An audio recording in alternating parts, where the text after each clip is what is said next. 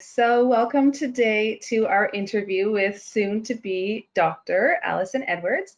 Allison has recently started medical school in Texas at Dell Medical School. We're really excited to have her here today to share how she's navigated the medical application process and succeeded. And we hope that this interview is going to give you some great strategies to help you on your journey, which Allison will share with us today. So we worked with Allison for her application journey, which included a brainstorming session and application reviews for her personal statement and her secondary essays. And she also worked with us for her interviews. And yeah, we're just very happy to have Allison here today. So could you say hi to everyone, Allison? Hey y'all, yeah, my name is Allison Edwards, and yeah, I'm really happy to be here talking to you guys today. Great. So I will introduce myself as well. So my name is Ashley Witcher, and I'm a senior admissions expert here at BeMo. And we are also joined by my colleague, Meng Yang, who is also a senior admissions expert at BeMo. Hi, everyone. Super happy to be here and share all of this great information with you through Allison's journey. Okay, so let's get started. We have a lot of fun questions for you, Allison. So we just want to start off with a bit of your background. Could you tell us where you're from and kind of a little bit about your background? Yeah, so let's see. I was part of like a military family, so moved around a whole lot as a kid, bunch of different schools, all the things that you see from like, yeah, military Navy families. And then my mom is actually a nurse, and that's kind of how I got into my original profession, which was a pediatric ICU nurse for 3 years. And then after that is kind of when, we'll get into it, but kind of when I transitioned and became a medical student. Okay, great. Thank you. So you said that you moved around a lot and that your mother was in the profession. So I'm just wondering if there was a specific experience that you had when you were younger, perhaps watching your mother, something that drew you to the medical field. Yeah, so if you go back even further, before I figured out I wanted to do nursing, I was originally a music major. I was in band all throughout high school and absolutely loved it. But once I kind of made it into a major, I figured out really quickly it was something I liked doing more as a hobby rather than a profession. So I had dropped out of school, I think after my first or second semester, and then went back home and I was like, okay, kind of reset, time out, what do I want to do with my life? So my mom was working as a pediatric ICU neurotrauma nurse at the time and was like, you should just, come shadow me at work. Maybe you'll like it. At the time, the only time I had ever really been in a hospital was like getting my tonsils out or something like that. And I was like, no, like I don't think that medicine or nursing or the hospitals where I want to take my career. She's like, no, just try it. Like, come on. I'm like, okay, fine. So I go shadow her at the hospital, and I will never forget, there was this kid that came in, and just seeing like the whole team of the medical professionals like surrounding them and like working together to help save this kid. I was like, this is absolutely something that I want to be a part of for the rest of my life. And then, yeah, at the time, like I said, I really didn't understand even the difference between like doctors, nurses, respiratory therapists, but I was familiar with what my mom did. And I was like, okay, this is great. I'm going to go and I'm going to be a nurse. And that's when I did all of my prerequisites for nursing school, applied and got in here at the University of Texas, where I completed my bachelor's in nursing and then became a pediatric ICU nurse. Okay, great. Thank you for sharing that. So clearly you are a non-traditional student, so you were a nurse first. And I'm just wondering what the decision was like for when you kind of decided that you actually wanted to be a physician instead of a nurse. And maybe you can tell people if there was a little bit of a struggle, because I know a lot of people might think it's too late or something like that. Yeah, definitely. I had those concerns. When I say like my junior year of nursing school, I kind of started having these feelings. That was when we were actually starting to get into the hospital, and I was starting to see more clearly what these different roles did. But at the time I was like, no, you know what? I'm going to finish nursing school. I'm going to go out into the real world. I'll like it more than nursing school, which I did. But I kept telling myself, no, it'll be fine. I'm gonna like this. And then once I got out into the real world, I think it was within like the first couple of months, I started seeing just more and more what the physicians did versus what the nurses did. And I really got my heart set on surgery. And I knew that if I went like the NP route, the highest I could really get here in Texas is like a first assist. And then if I really wanted to be in the OR, I could do CRNA, which is like a nurse anesthetist. But I knew that's not where my heart was, and I knew that at some point I was going to turn 30, I was going to turn 40, and I might as well be a doctor when I turn that age, rather than continue just telling myself that I'm going to be happy in this role, which I knew I wasn't. So that within those first few months was kind of that point that I was like, you know what? I talked to my husband. I was like, we're going to do this. And I re-enrolled here in classes for a DIY post-bacc here at UT. Finished all of my prerequisites, which surprisingly there was not a lot of overlap, unfortunately, between my nursing prerequisites and my pre-med prerequisites. But yeah, knocked all of those out. It took probably about 2.5 years to get everything done. And then, yeah, I applied and thankfully I got in, and now I'm here as a MS1. Nice. So, Allison, you had a singular experience that made you decide that you wanted to be in the healthcare field. Now, it wasn't the ultimate, specific field that you wanted to go into, but it did seem like a pretty defining moment for you when you decided. Some people have that, and others kind of discover as they go. It's not a single experience that helps them to discover their passion for medicine.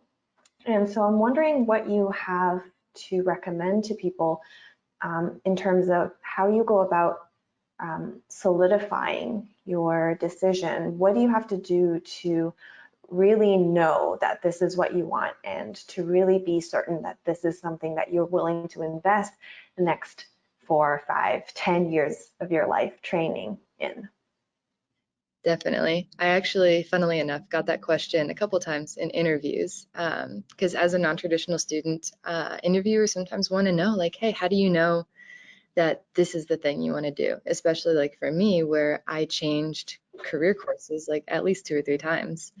I think one thing to understand is that it's normal to change your mind, and it's normal for people to come into school and say, yes, I'm going to be a doctor, and change their mind, or come in as something else and then change their mind. And it's not that the interviewer is like accusing you and saying, oh, you've changed your mind so many times, clearly you're not dedicated.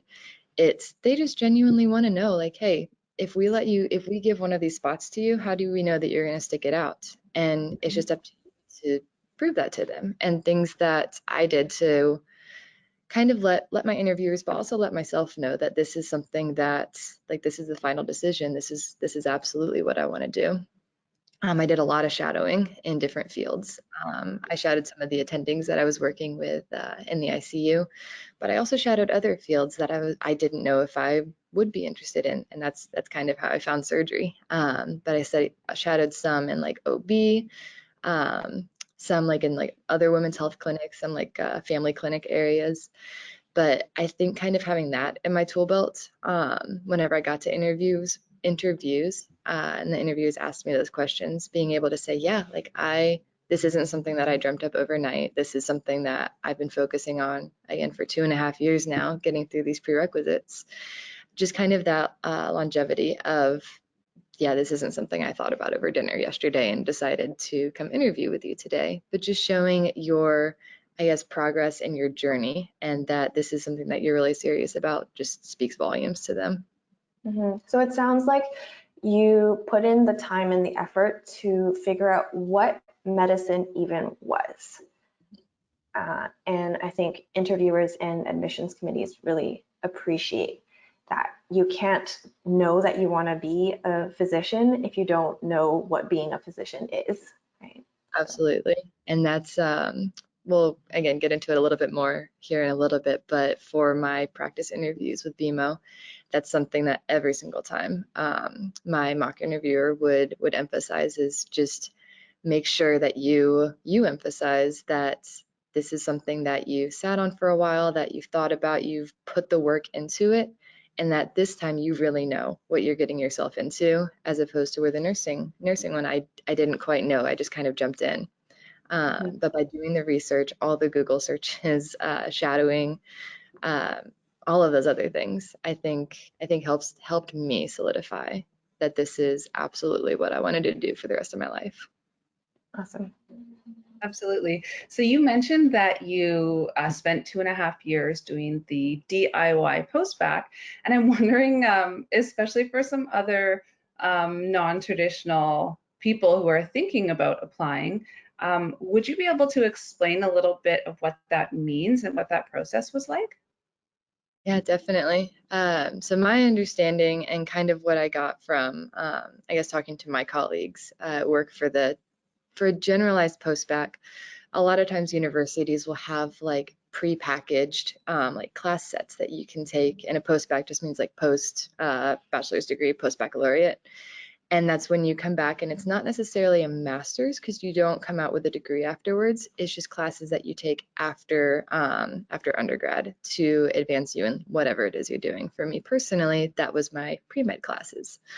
And because I had done a lot of the research myself, I knew exactly what classes I needed for the main schools that I was applying to.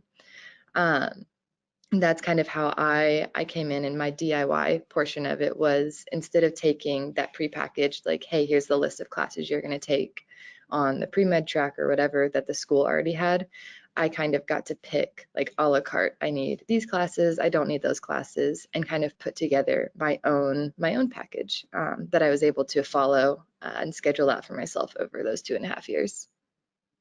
Okay, yeah, great. And is that something that you would recommend for non-traditional applicants to do? And how did you know which courses you needed to take?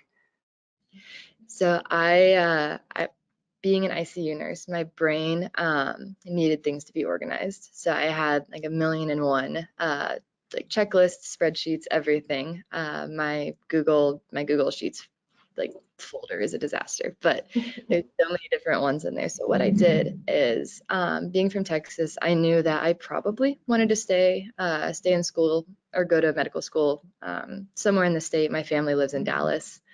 So being close to them was definitely a priority.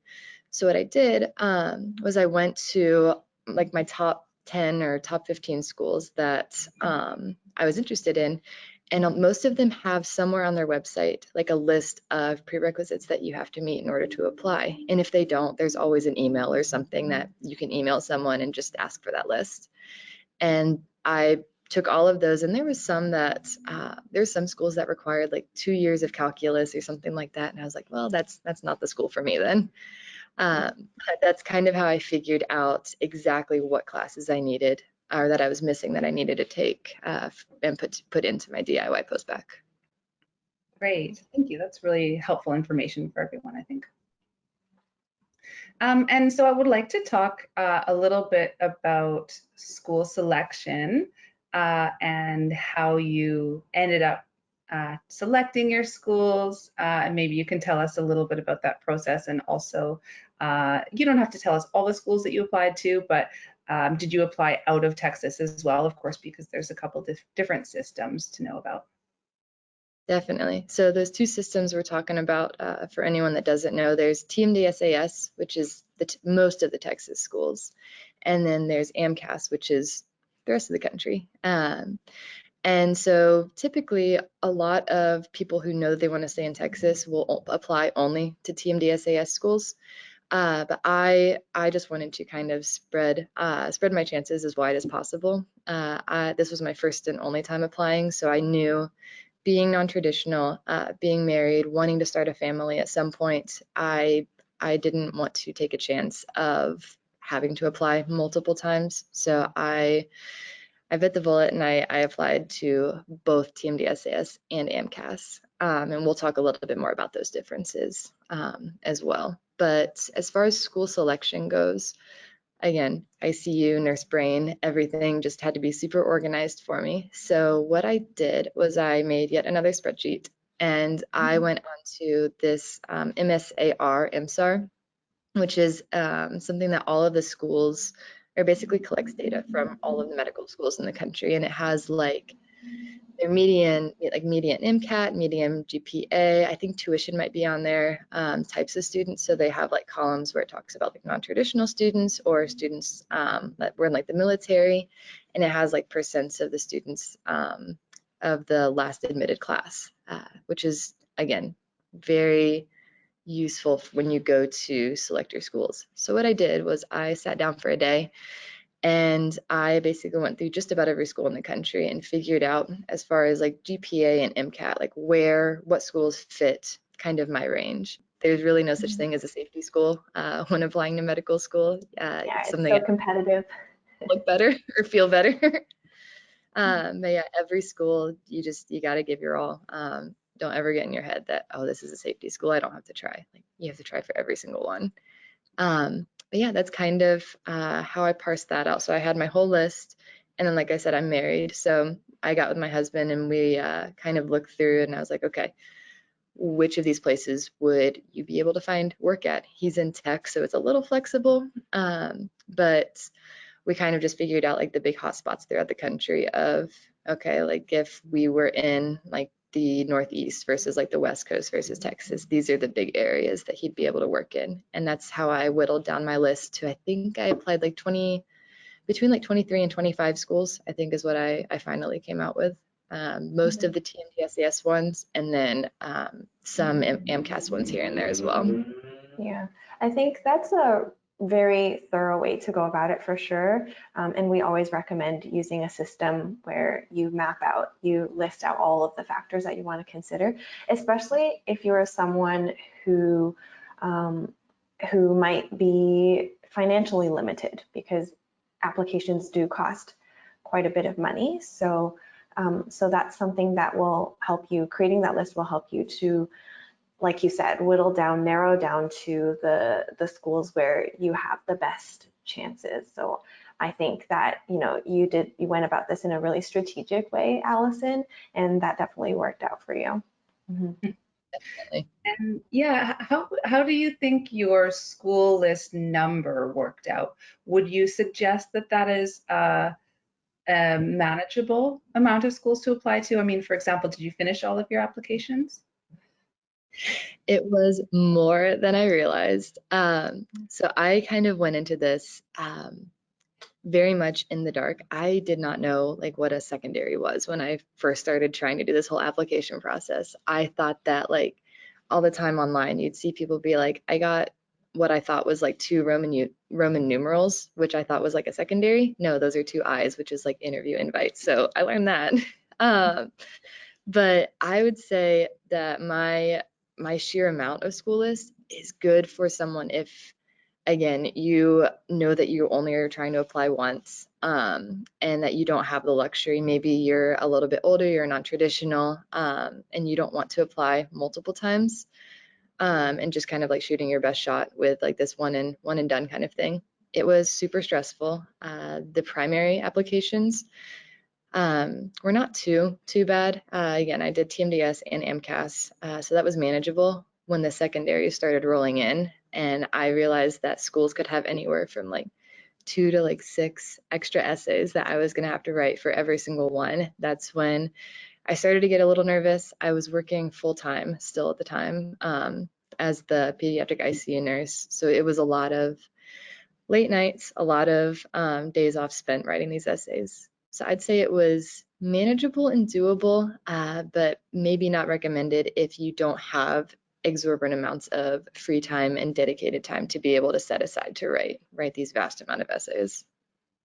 Yeah, absolutely. We normally suggest maybe 15, 20 maximum. And just for students to know, so the primary applications include your personal statement. If it's TMDSAS, then you'll have a couple extra essays, and then secondaries are essays from the school, and they can be anywhere from like 3 to, I think I've seen up to 7 essays. And those take a lot of time. So if you have 20 schools and you times that by 6, that's how many specific essays you have to write. And sometimes you have a certain amount of time, as little as 2 weeks to finish those. So certainly it can become a lot.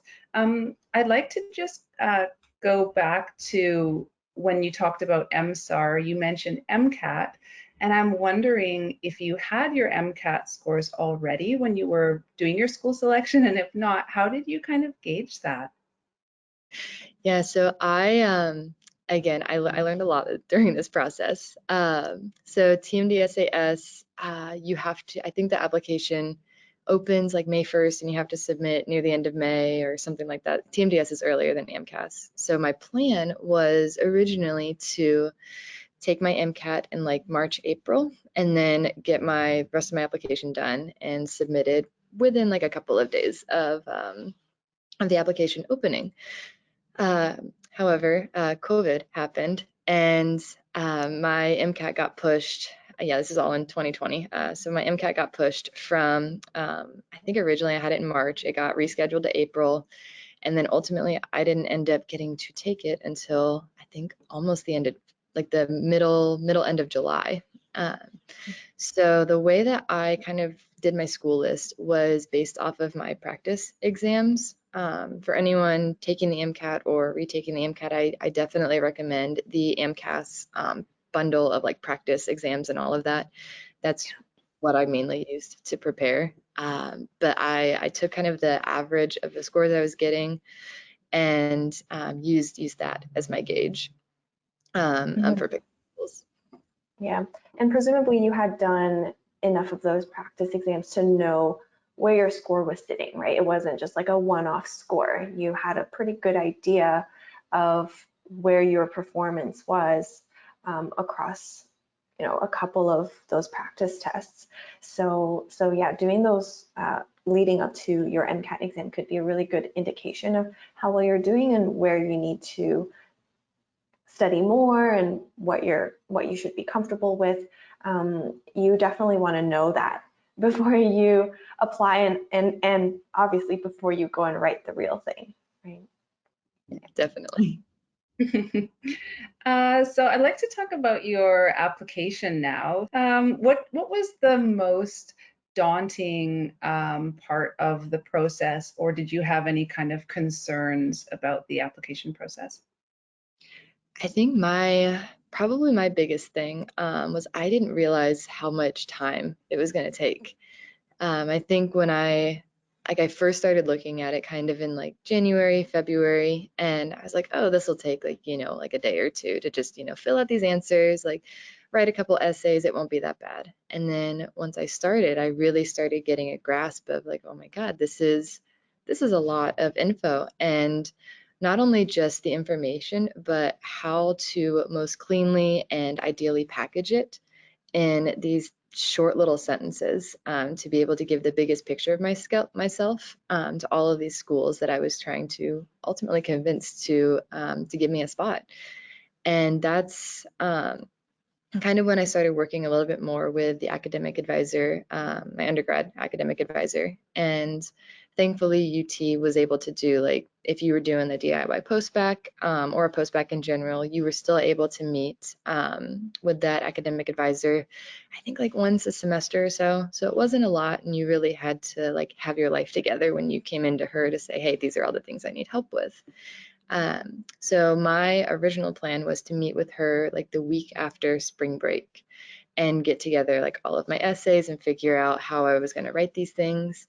And yeah, then COVID hit. So my meeting kept getting postponed, and then ultimately the whole entire university had just shut down for the year. And that's kind of when I started panicking a little bit because I was realizing that I needed someone to be able to look at these essays other than like my mom and to tell me like, hey, are these good? Are these not? And it wasn't until after the application deadline that I had just kept like procrastinating and putting things off. Work was getting bad. I was working in the COVID ICU. I was working along with the pediatric ICU, and things just kept getting pushed. And I want to say it was like maybe about beginning of I want to say the beginning of June, that I really realized, hey, I need help. And that's when I went online and I Googled, and I kept finding BeMo like time and time again, like, hey, these are the guys that I worked with. These are the people that like have the amazing success rates and all the other things. And I was like, I can't go with anyone else. This sounds absolutely perfect for what I need. And that's when I reached out, and I think within like 2 or 3 days, I was able to have my first meeting and really start to get my application process back on track.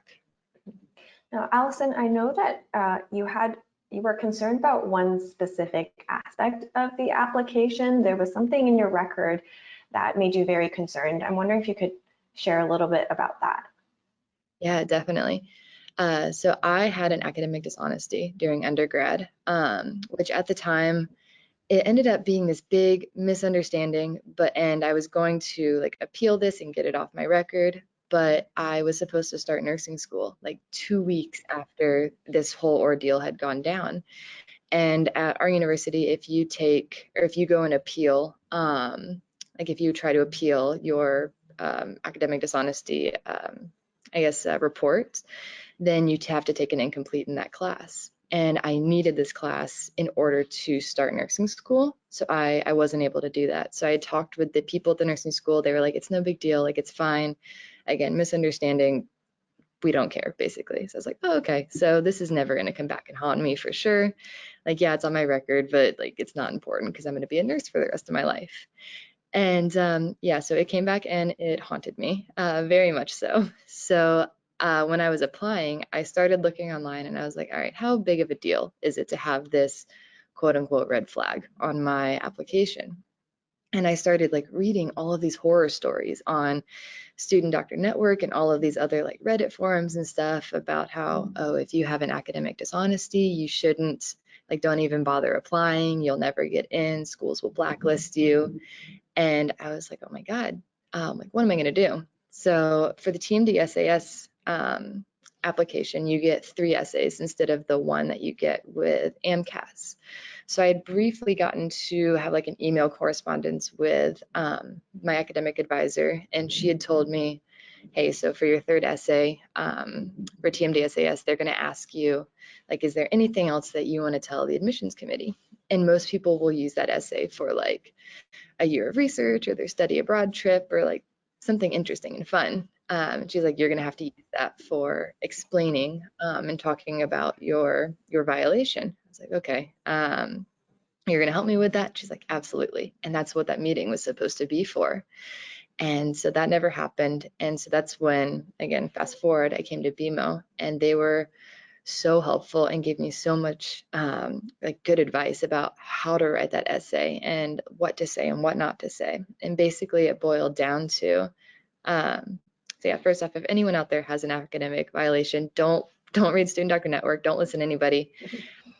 You absolutely are still a person and still a potential medical student, and schools are not going to blacklist you just because of one mistake that you made. That's all lies. Don't listen to them. I don't even think it came up a single time during any of my interviews. Like, nobody cared. And I think a lot of that came back to how I wrote that essay. And the biggest advice that I can give, and I kind of got from the BeMo team as well, was, all right, so, and I think it's like 200, 2,500 or like 1,500 words or characters you have to basically explain what happened. And so what they told me is the first third of that essay, just give the facts. Just be very objective about it and say, hey, this is what happened. These were the circumstances. This was the outcome. I got a violation or whatever it was. And then the rest of the essay, the last 2/3, you want to focus on what you learned from it and how it made you a better person and how it's going to make you a better physician and all of those other things. You don't ever want to say, hey, like in my case, even though it was a misunderstanding and it was just this big mess that if I had appealed it, it probably would have gone away.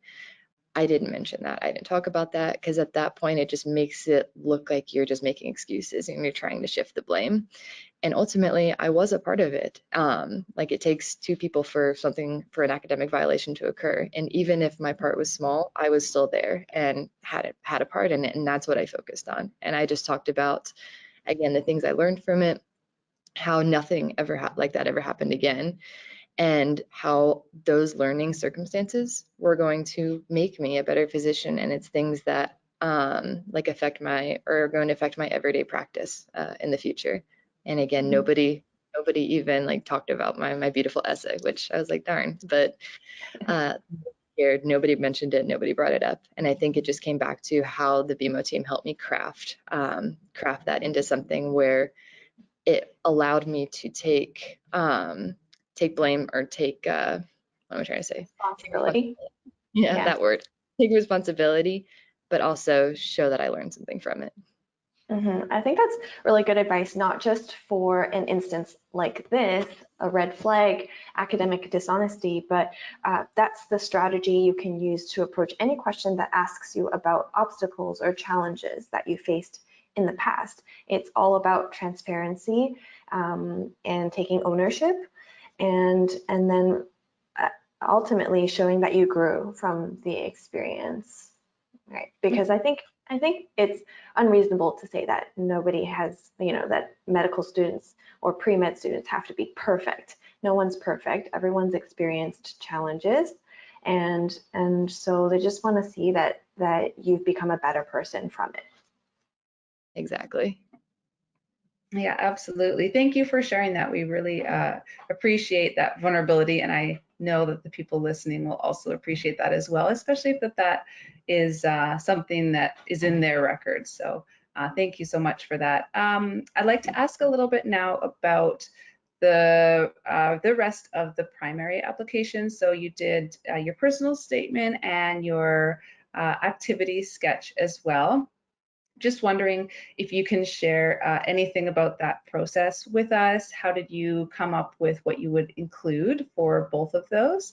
And how did you kind of go through the writing process for those?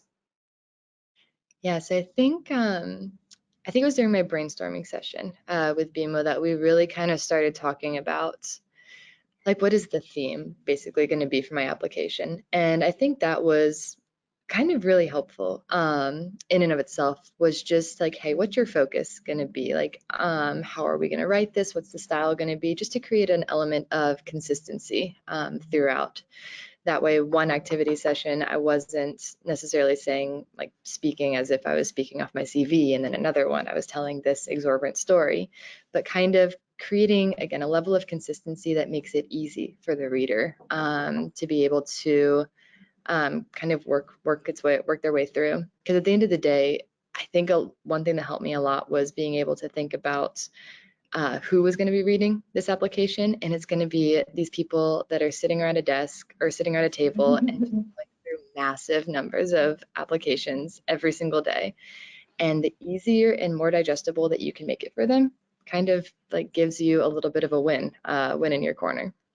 And as far as the activities go, my BeMo expert told me, like, hey, sit down with yourself in a room and just write down like everything that you've done. Write down any volunteering experiences, write down like any athletics you're involved in, any volunteer stuff, like literally anything. Just write it all down. Even if you don't think that it's important, sometimes by writing it down, it can spark other memories of like other things you've done. And one thing I wish I had done, if you were just now starting on this pre-med journey, just get like a journal, and anytime you volunteer for something, anytime that you like have something published or do a project, like just write down like what you did and just like a little blurb about it so that you have something to come back to for later. But I did that, and then I sat down, talked with my friends, talked with my husband, and I was like, hey, what have I done? Like, if you like, what things not on this list can you think of? And like their input, I called my mom. I was like, hey, just out of curiosity, do you know anything I've done that's like not on this list? And surprisingly, there was a lot of stuff that I was like, oh shoot, I completely forgot about that. But kind of, I guess, talking to like your own panel of people and getting their input as well, because sometimes things that seemed so mundane or like not exciting to me that I didn't even remember were things that really stuck out in their minds and were things that ended up making their way into my final application. But I think that that was kind of my first step for getting together everything that was going to be a part of my activity section. I think that one challenge people have with the activity sketch is the limited space that you have to work with. And this is true no matter what system you're applying to, no matter what application. Like, this is the part where you have so much to say about what you want to include and so little space to say it. So what advice can you give to students who might be struggling with this? Yeah, so if you're applying TMD-SAS, I apologize. It's an absolute nightmare trying to fit an entire activity story into like, I think it's like 250 characters or something like that. But my BeMo expert, bless their hearts, when I first sent my first draft to them, they were like, hey, Allison, like, I understand that you were a nurse tech, but in your description, you basically tell me what a nurse tech does, even though like everyone reading your application knows that a nurse tech is responsible for taking care of patients and maintaining patient safety. Like, if you can find it in the job description on like Indeed or LinkedIn, like you probably, that doesn't belong in the explanation of your activity. If it's something that, I guess, like, again, think to your audience. Everyone reading your admissions paper is going to be familiar with like what a scribe does, what a nurse tech does, what those kind of more like more obvious things that we see every day in healthcare. So for those ones, what my BeMo expert recommended was saying, like, basically break for the TMD-SAS one, break it down in like 2 little sentences. The first one, if you need to explain a little bit about it or talk a little bit more in depth about like some responsibilities that people may not know.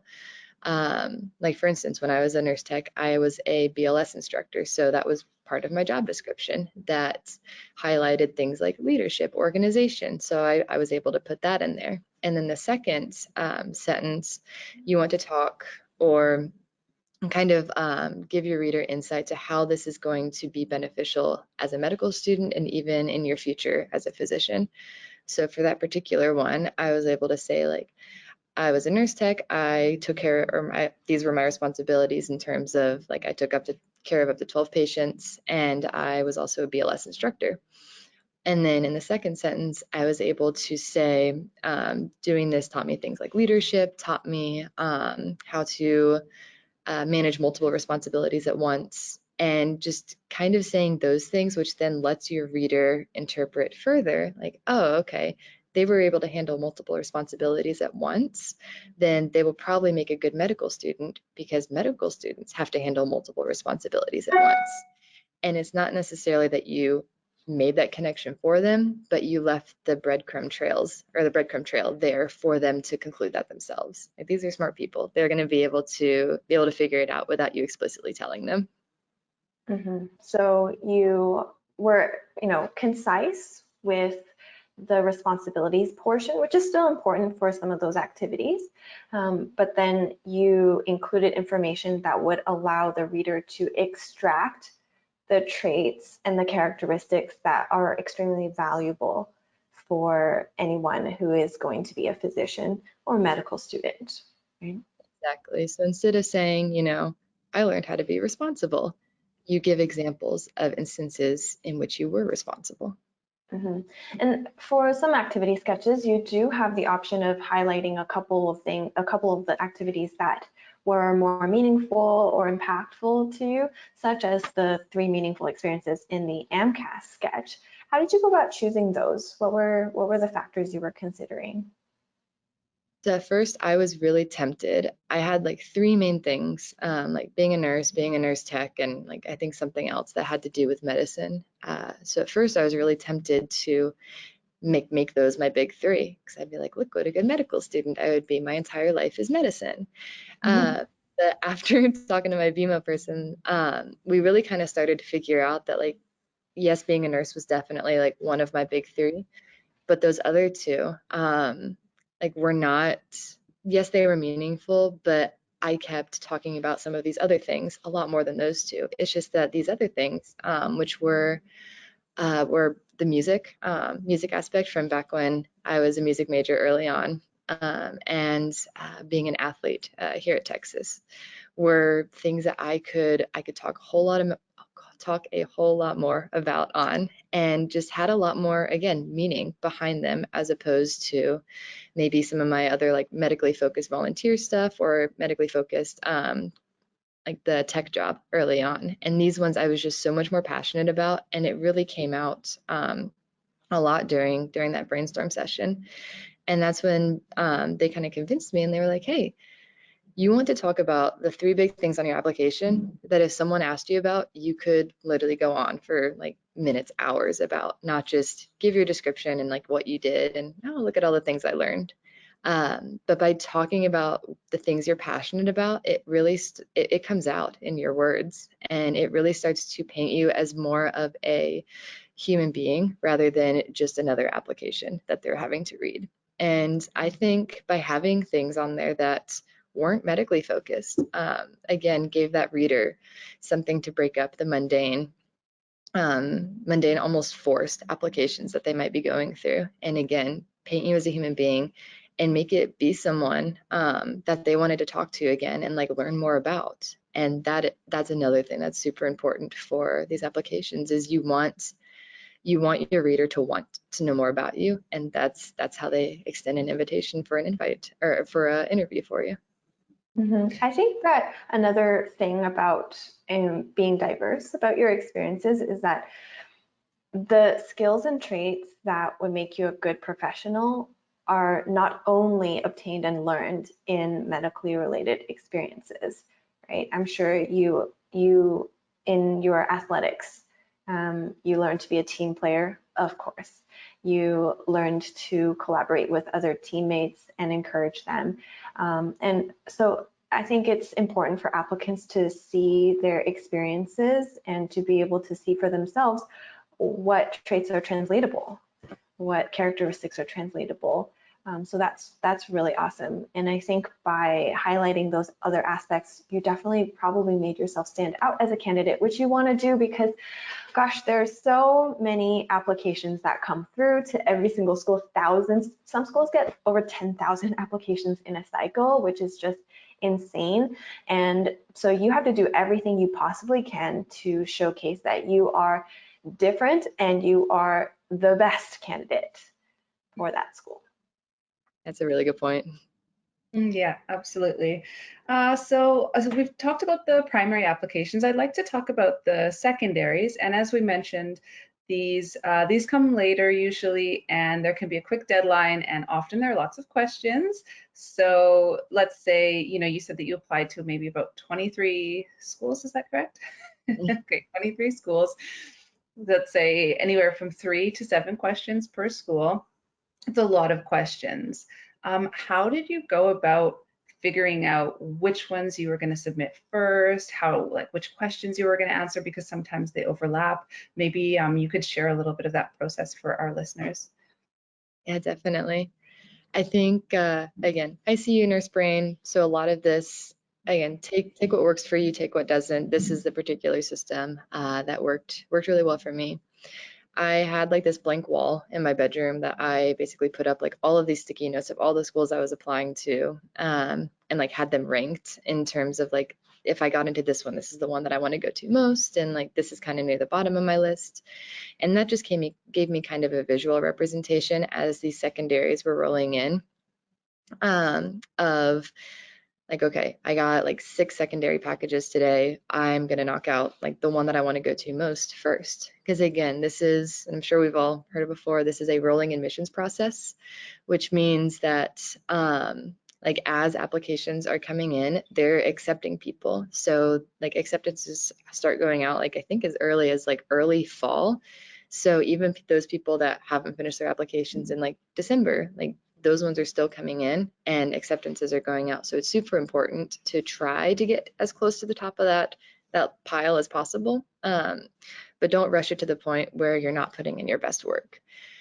So my particular method of organization was I had yet another spreadsheet where I had all of my schools, and I had like different common secondary questions kind of in like a row at the top. Things like why this medical school, or talk about a time you had a challenge or had to overcome a challenge, or like what do you possibly see yourself going into in the future, like what are your passions. Like some of those more common secondaries I was able to like put at the top, and then any school that had that essay, I just like colored that box in. So it gave me a really pretty kind of graphic of, okay, if I write one essay for talk about a time you overcame a challenge, then I'm going to be able to submit it to all of these schools.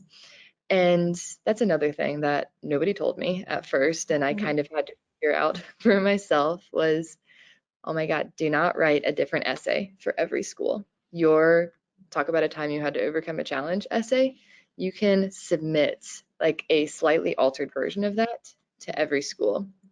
Just make sure that before you submit it, like go in, make sure you don't have like some other school's name in there or something.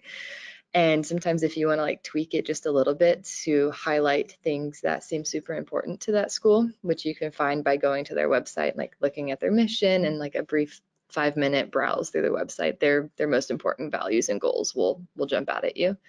So if you want to tweak the essay just a little bit, maybe to like highlight things that are important to that school, like definitely do that. But overall, the general same essay can be submitted to every school with that prompt. So my method was, I think I basically, as they were rolling in, like talk about a time that you had a challenge was probably the most common one. So that's the essay that I wrote first. And I was like, okay, I can submit it to like 17 schools. Awesome. And then I was able to like look linear across the rows and see, okay, so this school had that one that was talk about a time that you had a challenge, and it only has one other essay that I'll need to write. So let me go ahead and knock that out. And kind of by going through this process, and like whenever I wrote that one, I was like, oh, this particular essay of talk about a time that you demonstrated leadership, say, can also be applied to like these schools. And then just kind of crossing off the boxes in a methodical yet chaotic way was the best way that I found to do it. And again, do whatever works best for you, but this isn't one that I was able to kind of, number one, prioritize the schools that were most important to me, and also finish the highest number of secondaries or the highest volumes in the shortest amount of time possible. And a lot of times you see like the unofficial 2-week deadline thing where, oh, if a school sends you a secondary, get it in within 2 weeks. That's ideal. Just because you submit it like 2.5 weeks or 3 weeks later doesn't mean they're not going to look at it. But if you really want to show the school that they're important to you, and that if they extend an acceptance to you, you're more likely to take it, by getting in the secondary as soon as possible while maintaining like clarity and excellence of work and everything, really shows them that, hey, you're a priority to me. Like, I really want to go to your school. I think that, a different method maybe works for different people. Yours is something that worked for you, but I think the advice that you gave about, not writing different essays when it's really the same question for multiple schools is a really good one to help you to not get overwhelmed and stay on track. But one question that a lot of schools ask is a question that you can't do that for, and that's the why our program, why our school question. So how did you go about navigating that one? Yeah, I didn't like that one a whole lot because I couldn't use it for every school. That's the one that I probably had to put the most work in. It's like deceptively simple, and it's like, why our medical school? Oh, because you're a medical school. Like, no, you have to go in and you want your essay. And the key thing for this one is you want to make it obvious to the school that this is not an essay that you could have sent to any other school. And so what I mean by that is don't submit this and say, hey, I want to go to your school because your clinicals are awesome and I think you have a cool hospital and you teach your students medical things. Like, don't you like pursue excellence in everything you do. I came across a lot of essays that had that. And if it's a phrase that can be applied to like 90% of the schools on your list, see if you can make it more personable. Not necessarily that it's leave that out completely, but may add something to that statement that makes it personally identifiable to the admissions person that's reading it, their school.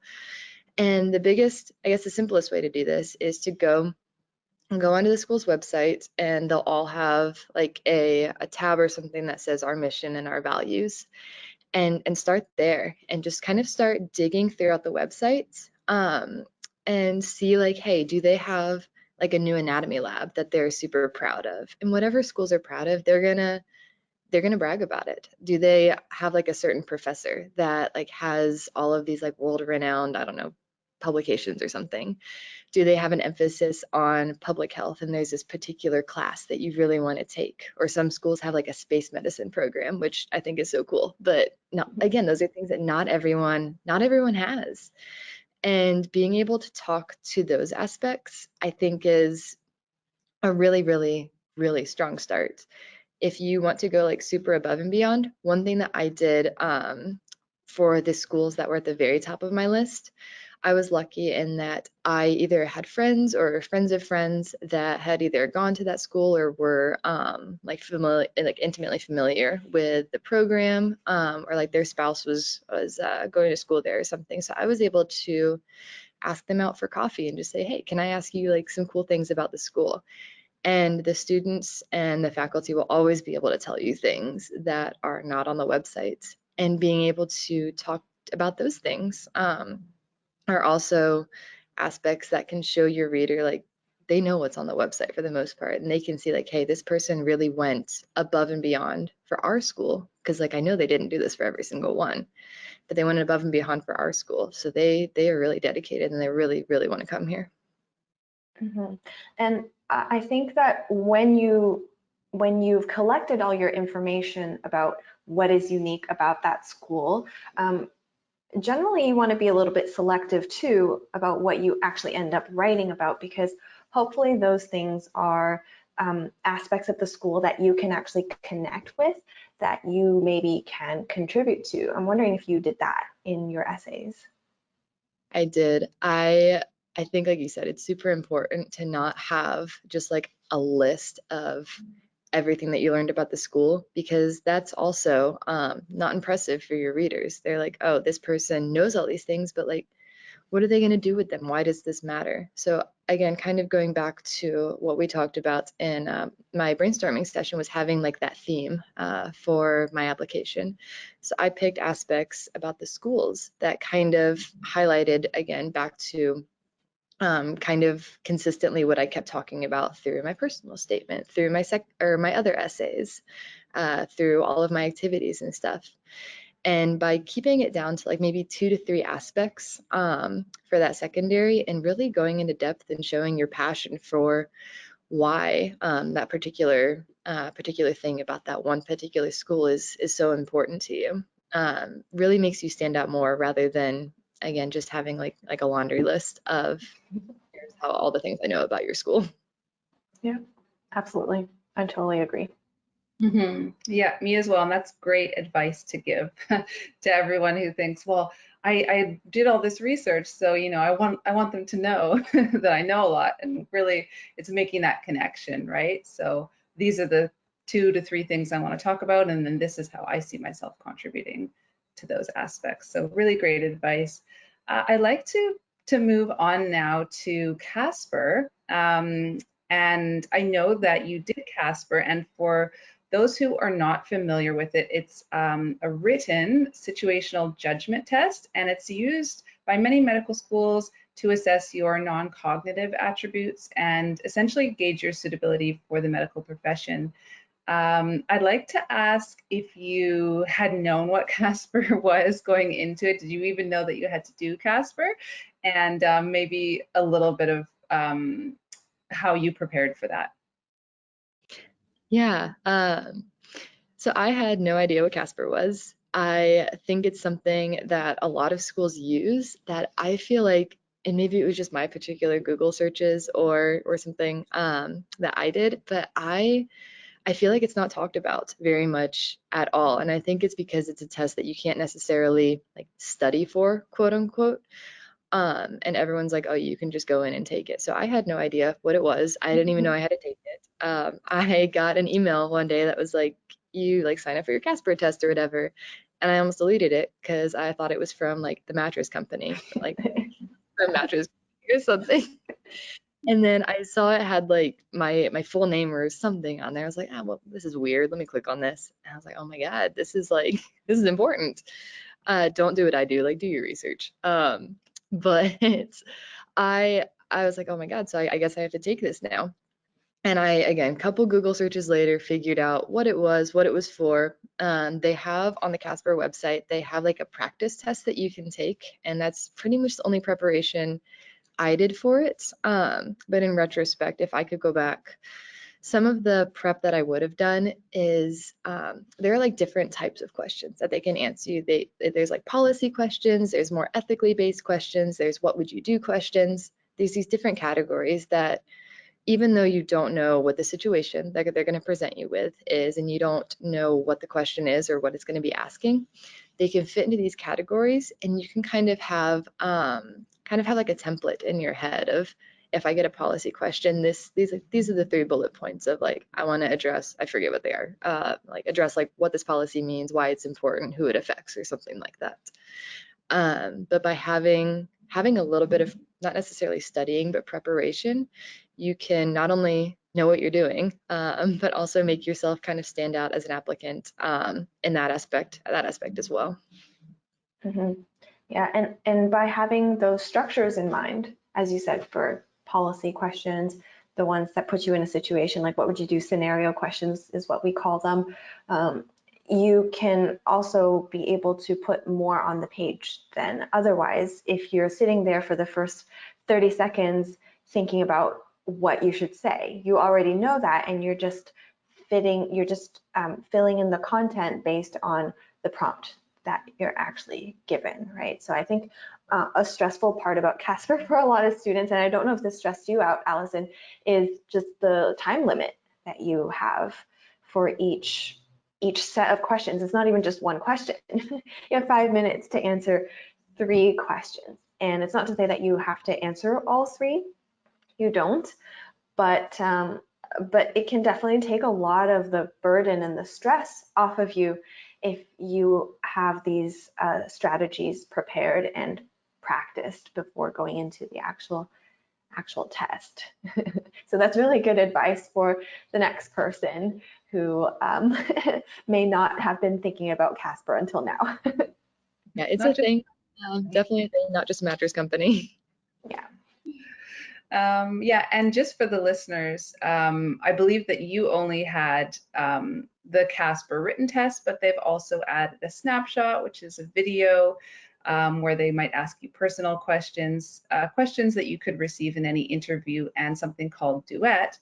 And that's basically matching your values to the values of the medical school. So it's a really good idea to check the website to see if any of the programs that you're applying to actually do include CASPer, and check your emails regularly, and even your spam folder for any of those.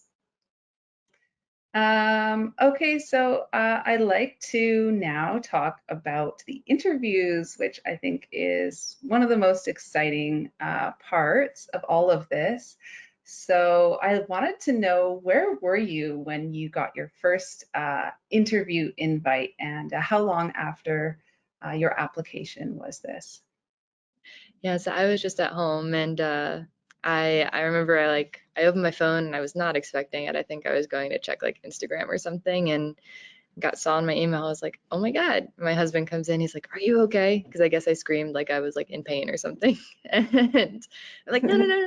I got an interview invite. After you submit your application, you have to go back and manually send your MCAT scores to those schools. They automatically send to AMCAS, but whenever for TMDSAS, they're special. They need like you to go in and like click on the schools. I think you do it from like the MCAT website. You have to click the TMDSAS schools to send those scores. So I did not know this. I had no idea that this was even a thing. So I had already submitted my application pretty quote unquote late, not within the first few days of the cycle opening like I had planned to, just due to kind of everything like COVID, procrastination, what have you. I had already submitted late, and then I came to find out that my application for TMDSAS never actually got submitted because I didn't send my MCAT scores. So I did not, don't do what I did. I ended up not submitting my full application until close, I want to say like mid-August or so. And then the other thing I didn't realize is it has to go through this like verification process, which can take like, I think it's like 4 to 8 weeks or something after you hit submit for them to go through, like check everything. I think they look maybe at like the grades you submitted and stuff. And then after that point is when they actually can like start reading and sit around a table and look at your application. So it was a long time until I got my first application or my first interview invite. I think it was, so yeah, I had submitted, and then like 48 weeks later, I think it was like 2 weeks after my final like verification, that I got my first invites. And one thing that I wish that I had done that I didn't think about was start preparing for interviews before you even get an invite. Because for me, I got my verification. I was like, surely I'm not going to hear back for, like a month or two. I'll start preparing later. Again, procrastinate some more. And that first interview invite showed up. And of course, it was a moment of excitement, but then it was a moment of, oh my God, the reality set in. I was like, someone's going to be deciding my future, potentially going to go to their medical school in 2 weeks, and I haven't even started. I don't even know how this works. So it was at that point that I kind of like went into high gear, and some of the things that I used to prepare were, again, a lot of Google searches, just trying to figure out, all right, structure of the interview, because there's these different kinds that they can do. They can do like a panel interview. Some schools do that where it's like a group of people interviewing you. Some schools just do like a simple one-on-one. Some of them have like quote MMI stations, which is like the multiple mini interview stations, which is similar to CASPer and similar to the snapshot thing, where they give you a scenario that can have nothing to do with medicine and ask how you would respond to that. And yeah, I finally figured out like, okay, for this school, this is the type of interview they use. They use the traditional like one-on-one interview that I think I did with like 3 different people or 2 different people. What was the most unique interview format you had? Yeah, so let me, hold on, I need to plug in my computer real quick. I'm dying a little bit.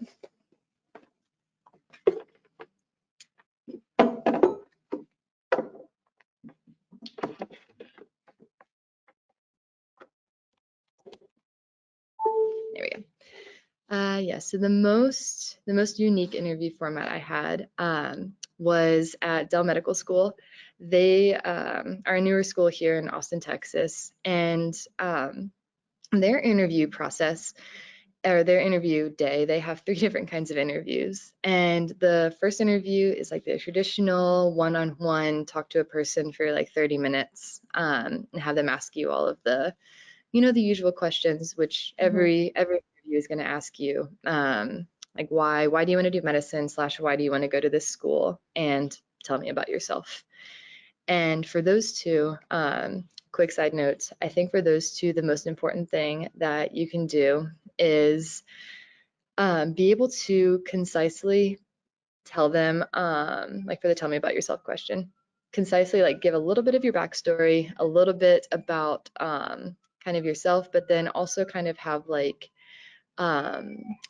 certain bullet points of like, again, interesting things that you would like to talk about. Because what a lot of interviewers will do is they will take from your tell me about yourself question, where I would say, I'm a nurse, I was a student athlete, and I like the latest hobby I picked up was woodworking. And they would take information from that question and kind of derive the rest of their questions, kind of going off of that in like a conversationalist style, rather than question, answer.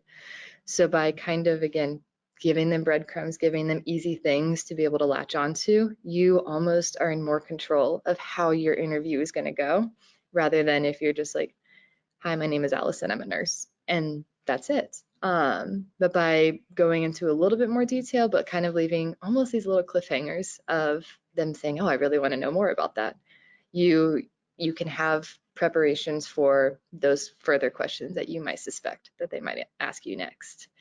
But yeah, so that was those two. And what I did is I just had like a little sticky note on the side of my computer that kind of gave me a really brief outline of, hey, this is kind of what you're going to talk about. That's not cheating. You can't cheat in an interview. But kind of helped me in those moments of being really nervous to not completely like brain fart and forget everything I was going to say. But then, yeah, so that was the first interview. The second interview that they do is the multiple mini interview, and they actually incorporate this in like a video, or they incorporated it into like a video series, because I did all of my interviews on Zoom. I think when they do them in person again, they might have like different stations that you go to. It'll all depend on what happens when we come out of this. But yeah, so for me, it was very similar to like CASPer, except just with an oral response rather than typing. And then the last station, or the last interview, was a group interview, which I don't know. I think there's maybe one or two other schools in the country that do this, but they put you in a group with like 5 or 6 of the other people that are also interviewing that day. And it's really to assess and see like, how do you work in a group? How do you come to answers? And basically they present the group with a problem, and it's to watch and see like, again, how you work in a group, how you work with others, how you process problems, and all of those other things. And I really appreciated that interview style, because I think those 3 as a whole really encompass a lot more of who you are as a person, rather than, again, just that question answer style, and also kind of vet how well you're going to do, like in an actual med school setting, not just interviewing as if you were going to be taking a job somewhere. Yeah. So prepping for that kind of interview where it's a hybrid of a couple of different types, how did you do that? Because that probably didn't look like handing someone a mason jar and asking them to pick out a question. Yeah, for the MMI, I prepped how I should have prepped for CASPer. And basically, because there's not a whole lot of, I guess there's some MMI resources online, but I kind of used a combination of MMI resources and CASPer resources to figure out, again, those different types of questions, the ethical, the policy, the what would you do questions. I would like set up my phone or my laptop and record myself. I'd like pick one out of the jar and open it and record myself answering it, and have like my little timer off to the side and stuff too. And I would put the timer on the screen, because in real life that's also how it was, and it was kind of nerve-wracking seeing like that timer click down. But by kind of desensitizing myself to it, by doing it like simulating it on my computer, I felt a little bit more comfortable in the real thing. But then not just recording yourself, but like going back and watching it, as cringy as it is, but like analyzing, hey, like I think between those and then my practice or my mock interviews with my BeMo expert, I realized I like touch my face a lot, and I like play with my hair and all of those other things, and like super distracting things that were taking away from the words I was actually saying. And I would never have known that I did those things if I didn't, number one, record myself, and number two, work with my BeMo expert during those mock interviews. And I think that along with everything else, really contributed to the success I had during my interview cycle. That's a really good point. I think a lot of people, when they start preparing for interviews, they're hyper focused on the contents and maybe even the structure of their answers to specific questions, sample questions, just like what you did. But equally important is the other aspects about the presentation, the nonverbal aspects. Because like you said, it's so hard to focus on what someone is saying when you're being distracted by their body language and what they're doing with their hands. So those are good things to keep in mind for sure. Yeah, absolutely. And I wanted to know, so you talked about the group interview. what kind of advice did your BeMo consultant give you in terms of what to do with the group? It's a pretty different style that maybe there's not so many resources online to find out about. When they said, you don't necessarily have to be the first one to speak during the group interviews. You don't necessarily like have to be the leader during the group interviews. And to like, one big thing that my expert talked about was talking out loud, like talking through my thought process out loud rather than thinking it all in my head and then just coming to an answer. Because it's like we got told in like 5th grade math, like you have to show your work. And it's even more important during these interviews because they're trying, if you interview at a school that has a group interview, they're looking at how you problem solve and how you work with others. So by literally not any thought that comes in your head, like filter a little bit, but like when you're solving the problems, talk out loud like what steps you're going through and any ideas that you have, even if they're not the best ideas, they're still ideas and they'll give someone else something to like springboard off of to be able to maybe come to the final answer you're going to present. But like little things like that where maybe it wasn't completely obvious that you don't have to be the first one or the only one like talking and coming up with ideas, and it's not necessarily the person who talks the most that is gonna get the acceptance. And I think the biggest piece of advice that I got was they're not looking at this group of people and saying, oh, okay, only 2 of them are gonna get in. Everyone in the group has the equal propensity to get in, or the equal possibility to get in. And there have been instances where they accept the whole group because they just see how well people work together. So it's not a competition, I think was probably the best advice that I got. Absolutely. I think when you're in a group, you win when your group succeeds, right? At arriving at the answer, if there is one, or arriving at a solution to the problem that you're given. And just like you said, you don't have to feel like you have to be talking the whole time to be the leader. A lot of the times being the leader means giving a voice to others in your group. So I've even told students, for example, that if they notice that someone has something to offer, but maybe hasn't been given the opportunity to voice their opinion or their contribution in the group, you could be the one to say, hey, I think so-and-so has something to say about this topic. And that says a lot about you and the way that you interact and collaborate with other people. So yeah, definitely. In group interviews, you don't know what the problem or the challenge is going to be, but there are those general principles that you can familiarize yourself with so that you can be an effective collaborator, contributor in that group setting, for sure. Exactly. Mm-hmm.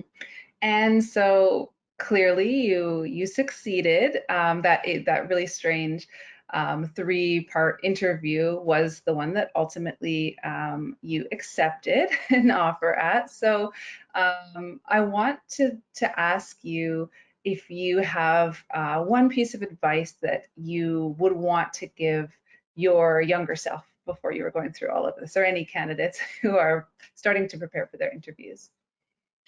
Yeah, I'll talk. I think my biggest advice for like myself and especially like non-traditional candidates as well is to just be, I know it's cliche, but be yourself in these interviews, in your applications, because sometimes the thing that you find like weirdest about yourself, or that you're like, oh, that has absolutely like no place on like my application. Like for me, it was during quarantine, I got really into like building furniture and like woodworking.